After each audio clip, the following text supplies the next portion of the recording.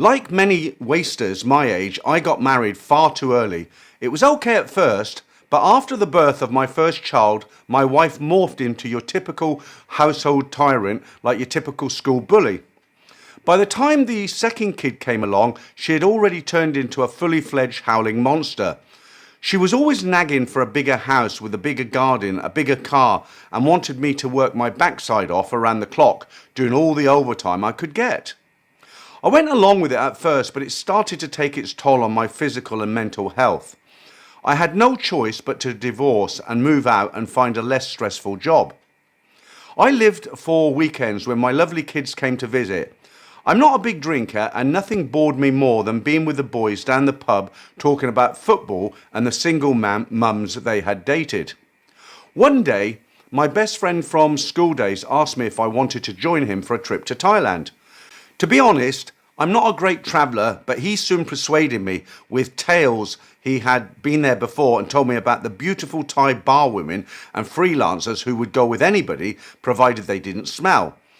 I had done a couple of flings with factory rejects, women desperately looking for a stepdad for their horribly behaved children, or a baby before it was too late, but I had no intention of bringing up somebody else's damaged goods. We found a very reasonable package deal online for 2 nights in Bangkok, then 8 days in Phuket. I couldn't wait to go. Getting off the plane late in the afternoon and being hit by that waft of sweet-smelling hot air was a great introduction to our adventures. You know, you were in a new land from home. Despite all the warnings we had been given, we got an overpriced taxi to our hotel. Our second newbie mistake was hitting Patpong and allowing ourselves to get talked into a ping pong ball show in one of those upstairs bars. It was far too seedy and pushy for us, and when we split after only 20 minutes, our beers came to 900 baht each. It was pay or fight our way out, and we were too jet-lagged to put up any resistance. We then jumped into a taxi to Soy Cowboy, which was fun. Every bar we went into, girls came and sat with us, but we never took anyone. After sleeping most of the following day, we hit Nana Plaza early, around 8 p.m. The energy and vitality of the place was just amazing. I had never been anywhere like it before. We went into a downstairs bar at the back, just to make sure that everything I had heard was true. We asked a waitress if we could take these girls out, and she said, "Of course, it's a go-go bar."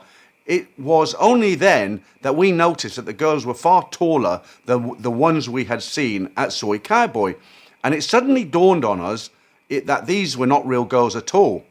We left hurriedly, a bit embarrassed, and found a lively bar on the upstairs floor with real ladies. It was here that it happened. I was glancing at a girl on stage when she pointed to herself, as they do, when she finished her set. She came to sit with me and asked for a ladies' drink. To be honest, she was not the most attractive dancer in the world, but spoke good English and had a certain something about her. She noticed my friend was on his own, so called him over, her friend over, who quite frankly was the least attractive girl in the house, but my friend, being the faithful wingman he was, went along with it after initially recoiling in disgust. Time passed fast and we ended up paying the bar fine for both. The bar fine was 1,500 baht, which sounded a bit steep, but at the time we just didn't care. My wingman seemed to have changed his mind about his one because he had his arm around her and they were kissing in the elevator up to the room.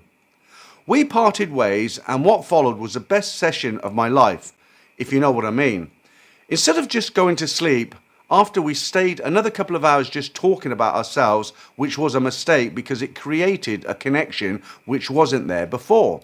I woke up before her in the morning, and as I gazed at her long black hair lying so peacefully like an angel on the pillow, I couldn't help thinking how kind fate had been to me in bringing her into my life.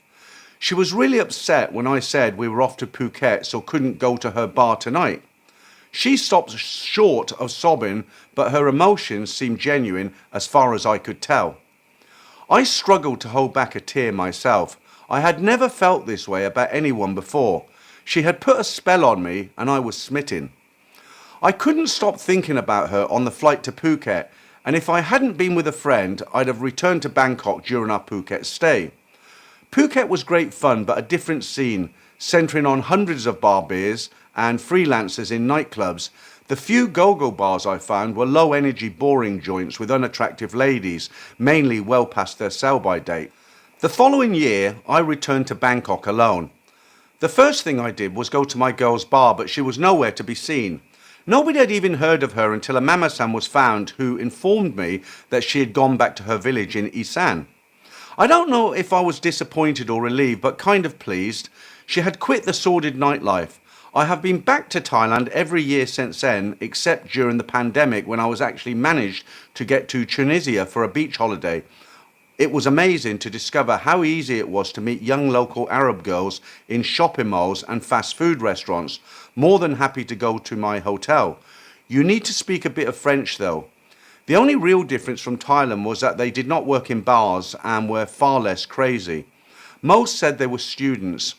I am now a confirmed bar girl addict, but never go with the same girl more than once. There are just too many other beauties to try. There is no doubt that bar girls enhance a man's ego and quality of life, even if only for a short time. You go home to your own country a foot taller with a warm glow. I see bar girls as neither good nor bad and try not to generalize.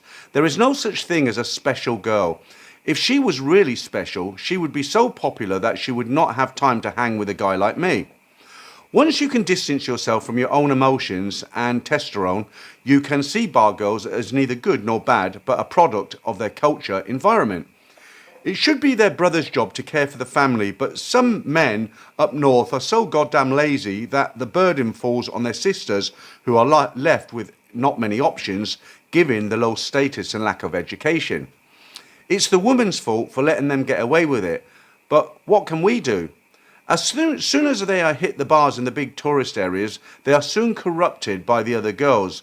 They see nothing wrong in stringing along multiple farangs and getting them to support them financially with false promises. Just like Nat in the excellent cartoon series. They will not remain young and desirable for long, so have to do the best they can while the going is good. It's just life in poor countries. I have no doubt the same is true in poor countries all over the world. The only difference being that those countries do not have the same tourist infrastructure that Thailand has. No guy in his right mind will want to spend his previous vacation time in Uganda or Venezuela when they can enjoy a safe and rewarding time in Thailand. So it seems he's got the right attitude, hasn't he? Don't get involved, don't get emotional, and just treat it for what it is. But it was a very good description of the bar girls that he was giving there. Many times people say to me, have you got a favourite story, a favourite video? Well, of course, you know, if you watch my channel, if you've been a long time viewer of my channel, you know I've read out literally hundreds and hundreds of stories now. My channel's just celebrated its 5th year birthday this month, actually. YouTube sent me an email. And people ask me, have you got a particular favourite story that stands out that you enjoy more than any other story?